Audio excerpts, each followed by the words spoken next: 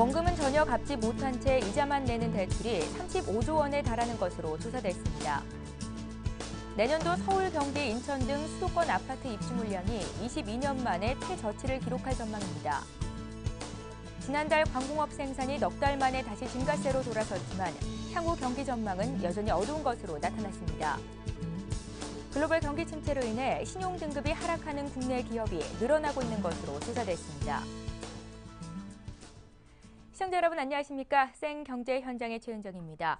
기관 투자자들이 최근 들어서 4거래일 연속 순매수를 보이면서 코스피가 오늘 1910선 회복하는 데 성공했습니다. 자세한 마감 시황을 송주희 기자 연결해 듣겠습니다. 안녕하세요. 네, 안녕하세요. 네, 송 기자 오늘 마감 시황부터 자세히 봐주십시오. 네, 오늘 코스피 지수는 어제보다 12.48포인트 오른 1912.06으로 마감했습니다.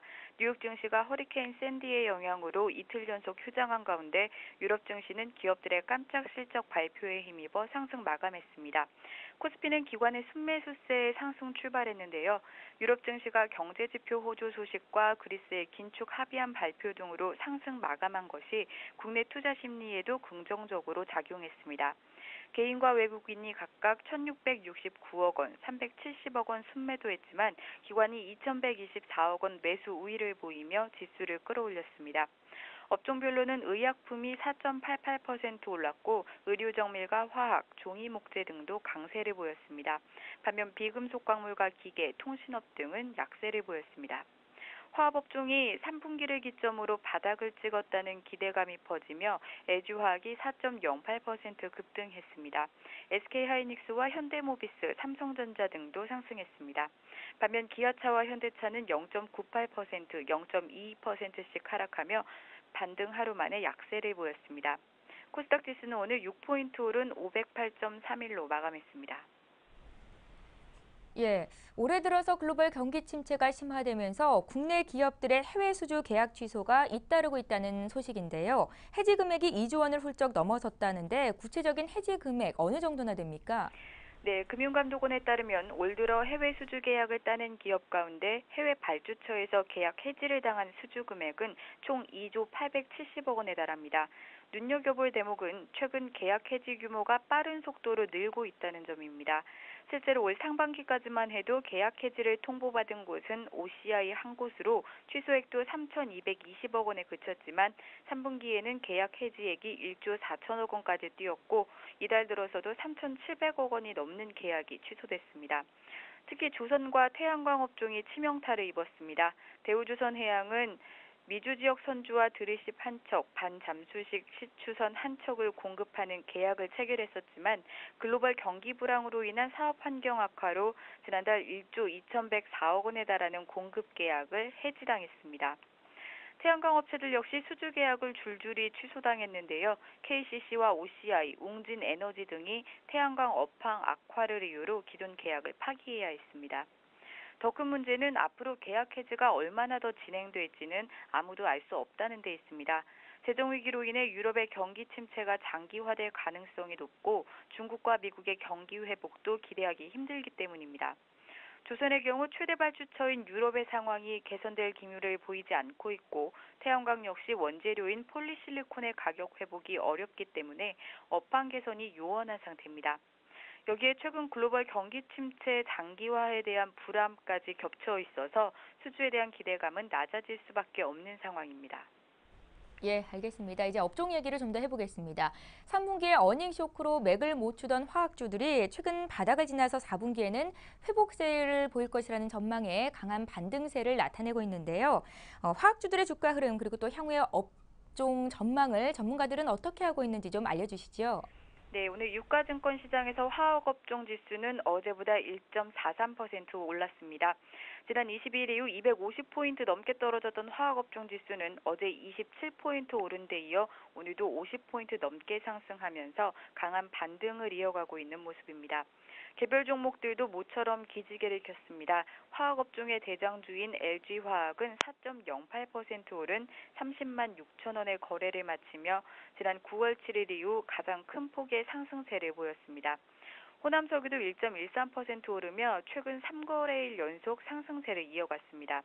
이 밖에 제일모직과 코오롱인더, 금호석유 등도 상승 행진에 동참했습니다. 이처럼 화학업종에 대한 매수 심리가 최근 들어 살아나는 것은 3분기 바닥을 찍은 업황이 4분기에는 회복될 것이라는 기대감이 커지고 있기 때문입니다. 전문가들은 화학주들이 3분기 어닝 쇼크를 기록했지만 오히려 투자자들에게는 업황이 바닥을 통과하고 있다는 인식으로 작용하면서 화학주들을 저가에 매수하려는 심리가 확산되고 있는 것으로 보고 있습니다.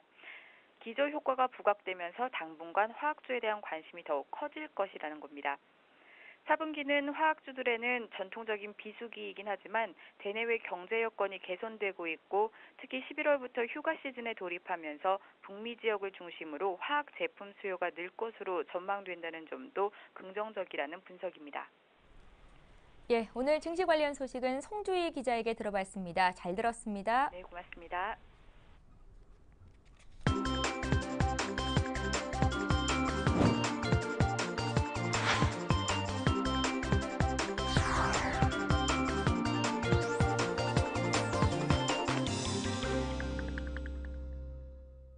오늘의 주요 뉴스입니다. 원금은 전혀 갚지 못한 채 이자만 내는 대출이 35조 원에 달하는 것으로 조사됐습니다. 한국은행은 금융안정보고서를 통해 이자만 내고 있어 만기 연장 때 원금 중 일부를 상환해야 하는 대출이 35조 원으로 추산됐다고 밝혔습니다.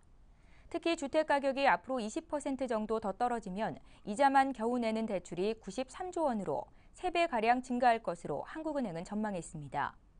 한국은행은 최근에 전세금 상승이 주택대출의 위험 요인으로 부각되고 있다고 경고했습니다. 주택 매매 가격은 떨어지고 전세금은 상승하면서 집주인이 집을 팔더라도 대출금과 전세 보증금을 다 갚지 못할 위험이 커지고 있다는 지적입니다. 이에 따라 세입자가 전세 보증금 일부를 회수하지 못할 위험도 커졌습니다. 내년도 서울, 경기, 인천 등 수도권 아파트 입주 물량이 22년 만에 최저치를 기록할 전망입니다.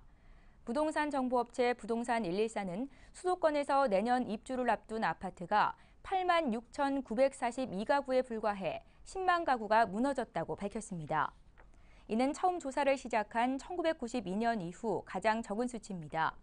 수도권 입주 물량은 2004년 20만 5,638가구로 정점을 찍은 뒤 지속적인 감소세를 보여 올해는 2004년의 반토막 수준인 10만 7,193가구가 입주하는 데 그쳤습니다.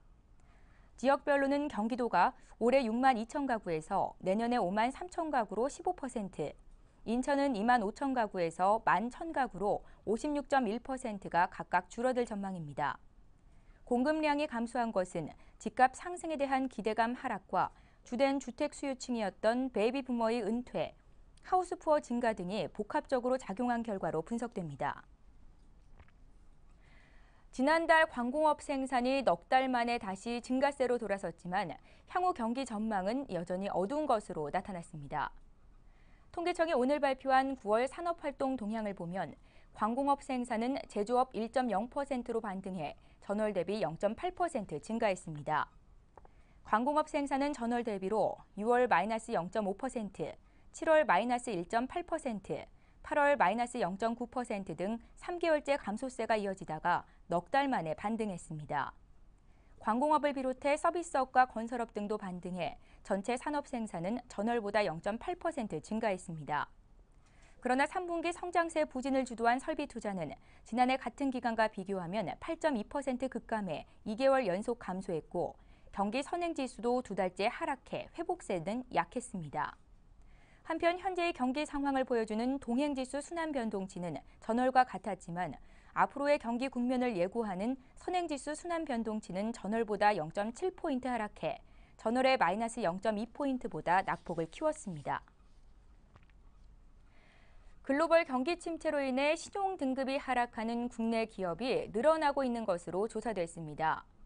국내 3대 신용평가사와 우리투자증권에 따르면 세계 신용평가사가 올해 초부터 10월 중순까지 등급을 상향한 기업은 80개, 하향한 기업은 57개로 나타났습니다. 이에 따라 등급이 상승한 기업 수를 등급이 하락하거나 부도가 난 기업 수로 나눈 등급 상하향 배율은 1.4배를 기록했습니다.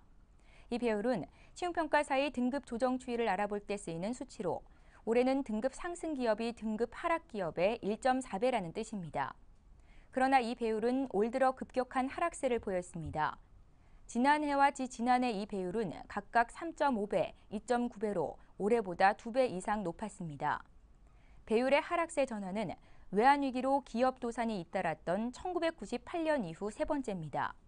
이 때문에 등급이 강등된 기업의 증가 추세가 올 들어 본격적으로 시작됐다는 분석입니다.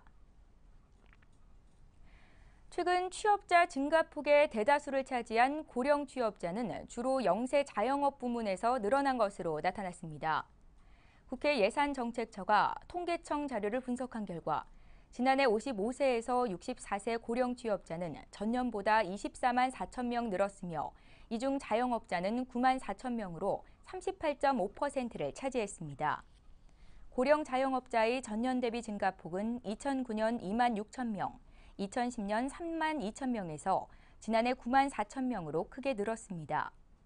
전체 고령 취업자 증가에서 자영업자가 차지하는 비율도 2009년 23.6%, 2010년 17.1% 등으로 낮아졌다가 지난해 38.5%로 크게 높아졌습니다.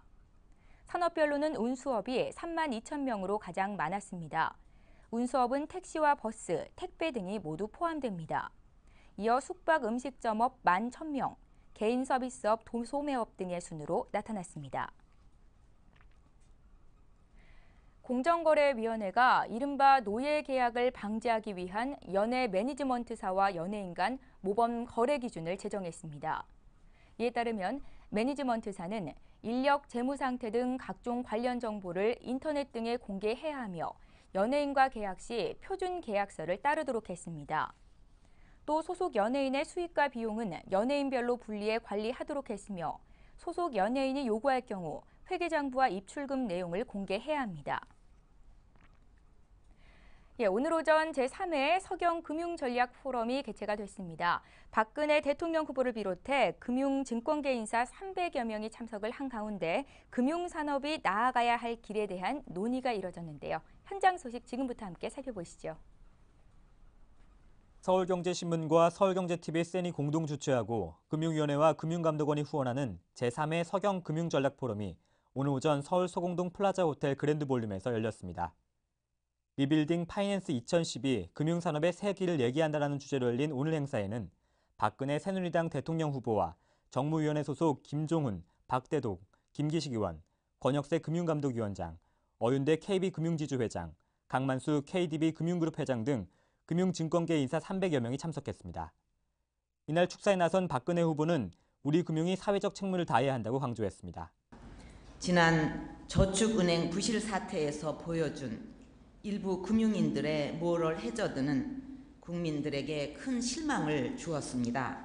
저는 금융산업 종사자들이 존경받는 일이야말로 우리 금융이 신뢰를 받고 미래로 나아가는 밑바탕이 될 것으로 확신합니다.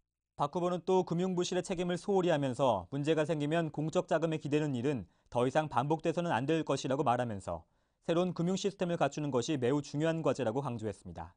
세계 각국이 글로벌 금융 위기를 수습하기 위해 막대한 재정을 투입하면서 이로 인한 재정 위기가 다시 실물 경제의 침체로 이어지면서 금융의 본질과 역할에 대한 논의도 새롭게 전개되고 있습니다.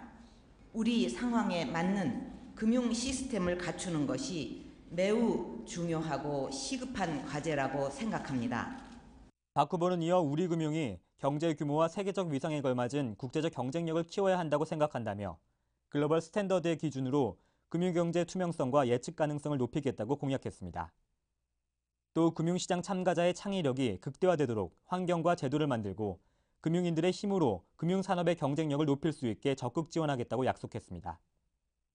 한편 한국경제구조 변화와 금융산업의 미래를 주제로 강연에 나선 노무라증권 수석 이코노미스트 권현선 전무는 금융글로벌화가 진정되면서 외채와 관련된 거시건정성 규제를 강화해야 한다고 말했습니다.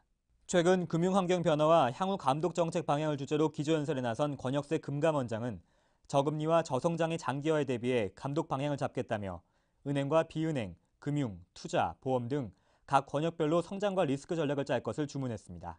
이러한 유동성이 한국과 같은 신흥국으로 지금 많이 유입돼서 이 소위 말하는 통화 전쟁과 같은 그런 실험국의 환율에 상당히 교란 요인이 되고 있고요. 또 권 원장은 가계부채 연착륙을 유도하면서 자영업자 등 취약계층에 대한 사회 안정망 지원을 병행하겠다고 밝혔으며 기업 부문의 잠재 부실에 대응하기 위해 주채권은행에 대한 모니터링과 권한을 강화하도록 하겠다고 말했습니다.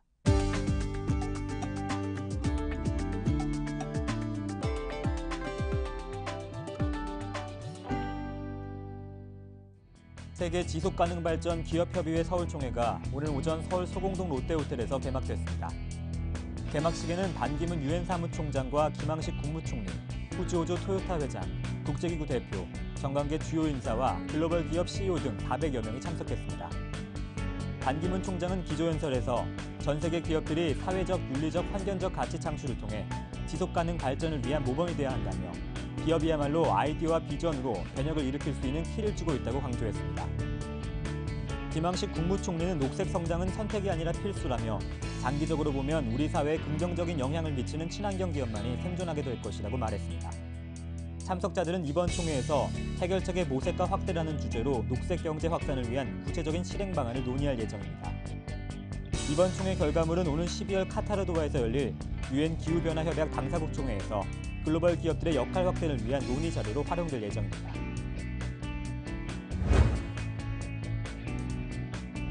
LG CNS가 빅데이터 통합 솔루션인 스마트 빅데이터 플랫폼을 출시했다고 밝혔습니다.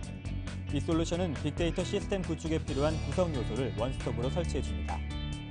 솔루션은 빅데이터 시스템 표준 배포판인 빅팩과 빅데이터 서버 관리 도구인 SCM, 비즈니스 응용 프로그램 자동 개발 도구 MR 디자이너 등으로 구성됩니다. LG CNS는 생산 품질 관리와 소셜미디어 분석, 사기 적발 관리, 경영 관리, 추천 마케팅 등 5대 빅데이터 영역을 중심으로 기업체의 플랫폼 도입을 추진하고 있습니다.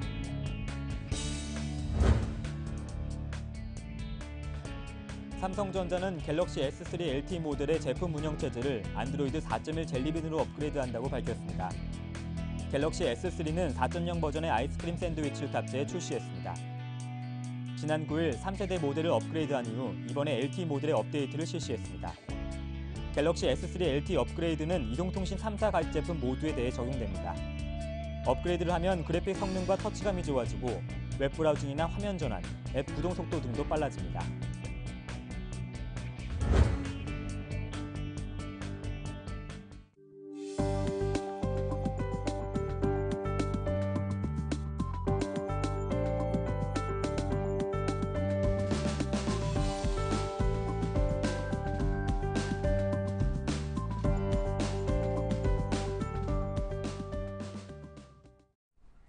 예, 오늘 생경제 현장은 여기까지입니다. 저희는 내일 이 시간에 다시 찾아뵙겠습니다. 시청해주신 여러분 고맙습니다.